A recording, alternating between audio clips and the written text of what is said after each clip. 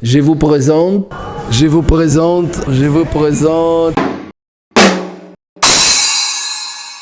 Bonjour à toutes et à tous. Cette vidéo est créée dans le but de capturer le moment spécial israélien actuel avec les changements dramatiques que le gouvernement apporte et la grande opposition à celui-ci. Mais d'un point de vue intime pour moi, à travers des conversations avec des personnes qui me sont chères, ma famille et un certain nombre d'amis proches. Il s'agit moins d'une analyse de la situation que des sentiments qu'elle crée chez les gens. J'ai profité de l'agréable réunion de famille pour discuter avec Leandro, mon aîné, Neta, ma nièce, et David, mon frère.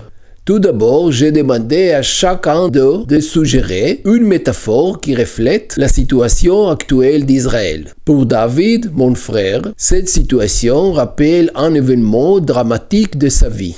העזיבה שלנו של הקיבוץ, שנת 85-86, ההתפרקות של הקיבוץ מזכירה לי איזושהי סיטואציה אולי דומה לזה שהמדינה, יש מי שחושב שעלולה להתפרק ואולי תהיה בעקבותיה עזיבה או בריחה של אנשים כמו שאני חוויתי בקיבוץ. אני הייתי מאחד מאלה שברחו. Leandro, mon fils, raconte un sketch amusant qu'il a vu à la télévision, dans lequel des hommes d'affaires de football veulent changer les règles de jeu en leur faveur et déterminer qui sera l'arbitre, comme ce que le gouvernement essaye de faire maintenant. הם עושים איזשהו פאנל כזה, שבו הם כאילו בזים לשופט של משחק כדורגל. ואז הם אומרים, מי זה השופט הזה שיקבע לנו איך אנחנו נשחק ומתי זה גול ומתי זה לא גול. ואז הם התחילו להעביר כל מיני חוקים כאלה, אתה יודע, מאוד זה, ואז אחד מהחוקים היה שהאוהדים יקבעו מי יהיה השופט. אתה ראית את זה? כן. זה באמת מצב מאוד מאוד מגוחך, מצב שקורה עכשיו. La métaphore qu'offre Amir Hallel est tirée d'une réalité criminelle. המצב שלנו, של החברה פה, של ישראל, שנפלנו בני ערובה של ביבי, ראש הממשלה, שהוא מחזיק בנו כבני ערובה כדי לצאת מהמשפט הפלילי שלו, וכדי לא לשבת בכלא, הוא דורש כופר. הכופר זה לצאת מהמשפט. Anat Brot offre une métaphore effrayante. המילה שעולה לי זה רעידת אדמה, למרות שאני חושבת שגם רעידות אדמה זה תהליך, וגם הרעידת אדמה הזו היא תהליך שקורה לנו עכשיו. Sigal Oppenheim Shachar m'a surpris avec une métaphore de la perte de contrôle. דמיין שכל הרכבים יוצאים לכביש ומנתקים את המערכת של הרמזורים. אין שוטרים שיכוונו. אז תשמע צפירות וצפצופים ואנשים יוצאים וכועסים ומישהו נדרס ואמבולנס לא יכול להגיע וכולם תקועים בפקק וחם ומגעיל ואנשים צריכים פיפי וזה המצב. Alma Ganiar fait son enfance à un nouveau monde aliéné et familier à la fois. אני זזה פה במרחב כמו סוג של אב"ם. אין לי שום אפשרות לזהות את עצמי עם האנשים שכרגע חיים פה והאנשים שפועלים פה. זאת אומרת, אני מרגישה סוג של גלות. גלות רעיונית וגלות רגשית. Ensuite, j'ai demandé à chacun d'eux de se situer par rapport à la situation qu'il décrit. Alma a continué à décrire à ce qui lui arrive comme un ovni dans l'environnement familier. המינוח הבא מתייחס גם לאיך שאני מרגישה לסביבה שלי, אבל גם איך שהסביבה שלי רואה אותי, שהדעות והרגשות שלי כבר לא לגיטימיים. הם לא מקבלים מקום. הדברים שאני מרגישה ומייצגת נחשבים לדברים משונים, זרים ולא לגיטימיים. כי הבם לא מבין או לא מבינים אותו? ככה לא יודעים מהו. אין איתו חיבור. אני מבינה את השורשים ההיסטוריים של מה שקורה.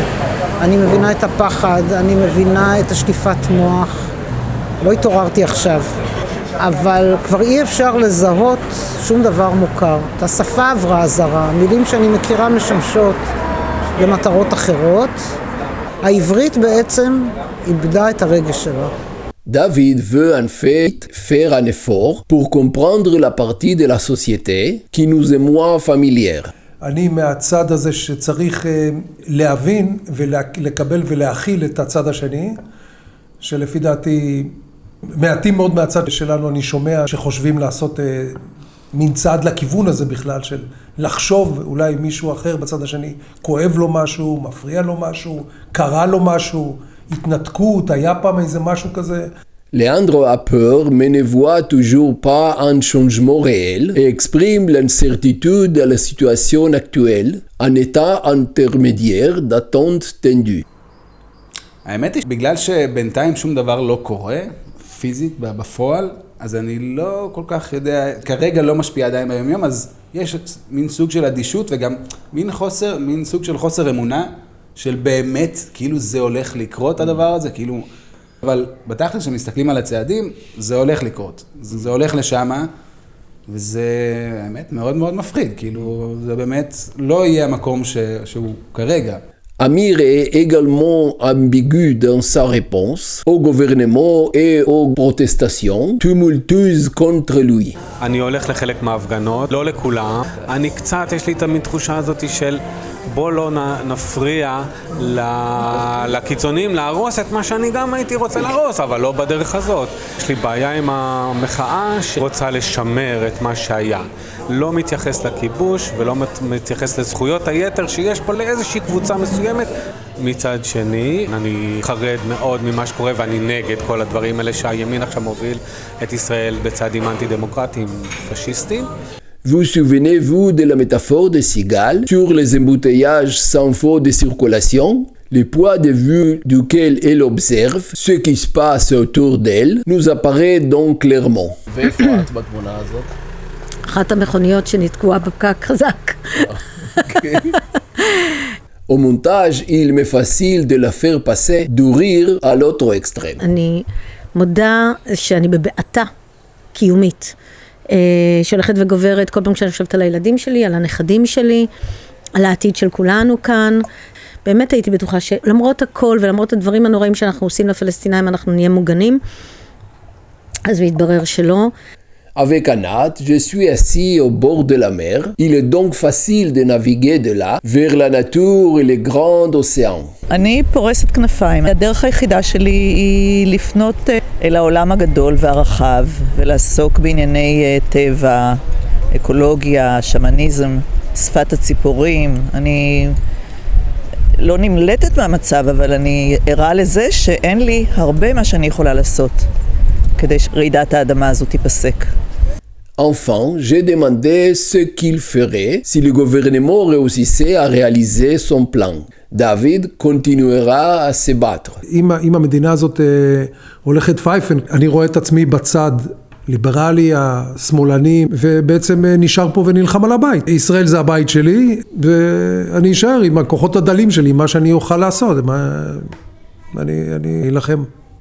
Tous les autres intervenants n'excluent pas, certains le souhaitent même, de déménager dans un autre pays.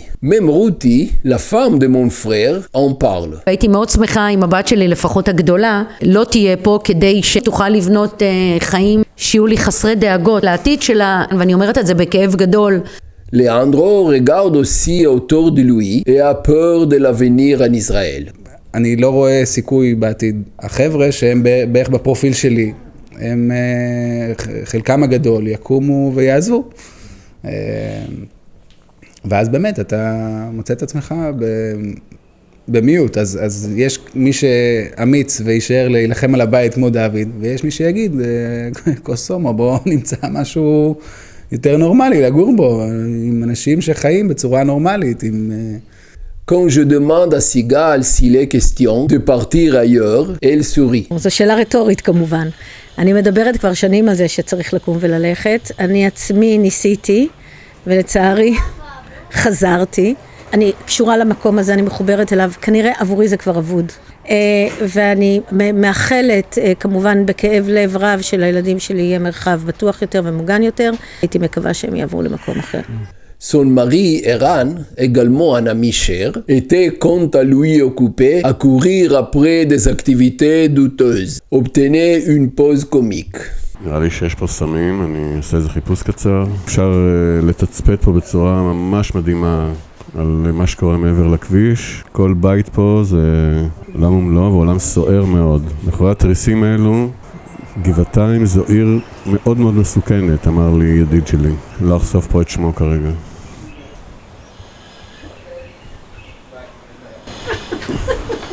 מעולה. Il est difficile pour Alma de penser à quitter le pays, mais quand je lui signale qu'une de ses filles vit déjà à l'étranger, elle n'hésite pas. אני שמחה מאוד שהיא לא גרה פה, אני שמחה מאוד שהיא תקים את משפחתה לא פה. אני אשמח מאוד עם הבת השנייה שלי, גם היא תמצא את דרכה לחו"ל, אבל זה רק כי אני רוצה להגן עליהם, כי המקום הזה הוא באמת מרעיל מאוד, ומסוכן מאוד לנפש, גם לגוף, אבל גם לנפש. Anat attend son premier petit enfant et espère qu'il grandira dans un meilleur endroit. הבת שלי בהיריון, וכשהיא צריכה ללדת עוד איזה חודשיים, אני אתמוך בהחלטה שלהם, אולי אפילו אני אשמח, אם הם יחליטו ללכת למקום אחר. אני אולי אפילו אצטרף אליהם. כן? בלי היסוס. Amir et sa femme ont déjà décidé. המאבק פה אבוד. עברנו איזה נקודת על חזור. אנחנו נאגר מפה כדי להציל את הילדים שלנו, בגלל שזה אבוד פה. Ce n'est pas facile pour moi d'entendre ces choses. Je me souviens de tant de luttes pour faire de cet endroit un meilleur pays pour tout le monde, pas seulement pour les juifs. Ma nièce Neta reste néanmoins optimiste. אני חושבת שיהיה שלום, אבל עדיין אני רוצה שהציונים של ישראל יפסיקו להיות ציונים של ישראל, שיעשו שלום. אבל מתי כבר נוכל לנסוע לרמאללה לפגוש פלסטינים? יום אחד שאתה תבוא אפשר לבקר אותם. מה נעשה איתם? נעשה איתם וי גדול. מה נעשה עכשיו? וי גדול! Ces visites, toujours trop courtes, accentuent l'éloignement de là. Lors de la dernière visite avec Adrien, Liam, mon petit-fils, m'a demandé pourquoi nous ne venions que pour 5 jours. Comme vous le savez, nous avons déménagé à Bruxelles il y a plus de 3 ans et il y a presque 1 an et demi que ma fille Yasmine a également déménagé ici. Je l'ai rencontrée au café La Pompe à Saint-Gilles. Je lui ai également demandé de proposer une métaphore de la situation en Israël et elle m'a lancé un regard surpris, mais a réussi de proposer quelque chose d'intéressant. הירקות קמו על הגנן כזה, כאילו. איך אומרים? המלפפון הקע את הגנן. ההארדקור מתנחלים הם מובילים את הממשלה. אנחנו טיפחנו את הירקות האלה כדי שנוכל בסוף להרוויח מהם. אז הנה עכשיו אנחנו מרוויחים מהם. זרענו, טיפחנו, השקענו. הפרויקט היה מדינת ישראל השלמה ובלי פלסטינים. והם מממשים את החזון הזה. Égal, mon fils, vit au Portugal. Il a quitté Israël pour le Brésil par amour il y a 9 ans. La métaphore qu'il propose vient de la science-fiction. אפשר להשוות את זה לסטאר וורס. השליטה של האימפריה על ידי כוח חוקתי, כוח משפטי, על כל היצורים והאנשים בעולם הבדיוני הזה. זה פשוט אחד לאחד הפשיזם, הוא מאוד רומנטי, הוא מאוד יפה, הוא כובש את האנשים. Yasmine pensait un jour devenir première ministre d'Israël. Aujourd'hui encore, elle n'abandonne toujours pas l'espoir de faire de ce pays un endroit meilleur. הבית שלי זה ישראל, וזה תמיד יהיה, ואני ישראלית. תהיה לי את השאיפה, לא יודעת אם לומר לחזור, כי מבחינתי אני לא עזבתי. ועם זאת, פתאום אני פה ואני רואה שיש מציאות של חיים שאפשר אחרת. אז אמרתי, וואי, אולי זה זה מיקרופון? תודה. אז אולי זאת השאיפה, בעצם לחזור לישראל, להפיץ את הרעיון הזה של, היי, יש חיים שאפשר אחרת, כאילו בואו נעשה שגם פה יהיה לנו כיף. Gal savait de son plus jeune âge qu'il ne servirait pas dans l'armée, et c'est ce qu'il a fait. Il souhaite à ses neveux en Israël quelque chose de similaire. הייתי מאחל לאחיינים שלי לא לחיות בישראל, במדינה עם חינוך צבאי. Enfin, Yasmine voulait me demander quelle était ma réaction face à les situations particulières en Israël aujourd'hui. Voici donc certaines choses que je lui ai dites. בעצם מה שקורה עכשיו זה עניין יהודי, ישראלי. ילחמו על דמוקרטיה רק ליהודים, ואין פה בעצם איזשהו פתח לפלסטינים. כאילו בעצם לדבר שאתה כל כך נלחם עליו הרבה שנים. אז למה אתה כל כך מרוגש? גם אני שואל את עצמי הרבה את השאלה הזאת בדיוק. כן. אני חושב שיש במצב הנוכחי פוטנציאל להתפרקות של המדינה הזאת, ממש. אני מייחל לזה שהמקום הזה יפסיק להיות מדינה יהודית. עכשיו, יש עוד צד שאני גם בתור ישראלי גאה ותומך בעצם ההתקוממות נגד הממשלה. והאם אתה דואג? יש לך משפחה? יש לך ילדים בארץ? כן, כן, אני בהחלט דואג. אני חושב על האנשים היקרים לי שם. אני מקווה, הילדים שלי והנכדים, שתצליחו לא להישאר שם ולהקים חיים במקום אחר. אני מאוד מאוד אשמח. זה משהו שלא הייתי חושב פעם. מה נראה לך שיקרה בתור פרשן פוליטי? הערכה שלי זה שנתניהו לא יחזיק הרבה זמן. נתניהו יזוז מהזירה הפוליטית. בסוף יהיה קונצנזוס שהתוצאה שלו תהיה שינויים חוקיים שיפגעו בעיקר בפלסטינים. בהחלט תחזית חיובית. כן, ברור. Au cours de notre conversation, Adrien nous a préparé une carte pour nous rappeler exactement où nous étions. כן, יופי, ותסביר לי מה רואים פה. אנחנו פה. מה זה שם? פה יש מישהו רע וצריך ללכת מהר, מהר, מהר. ומה זה פה, לפומפ למעלה? אנחנו בלפומפ? כן. בברוסל. C'est tout pour aujourd'hui. J'aimerais lire vos commentaires sur la vidéo. N'oubliez pas de la partager et de vous abonner également à notre chaîne. Merci également à ceux qui font des dons pour nous permettre de continuer cette série. À bientôt!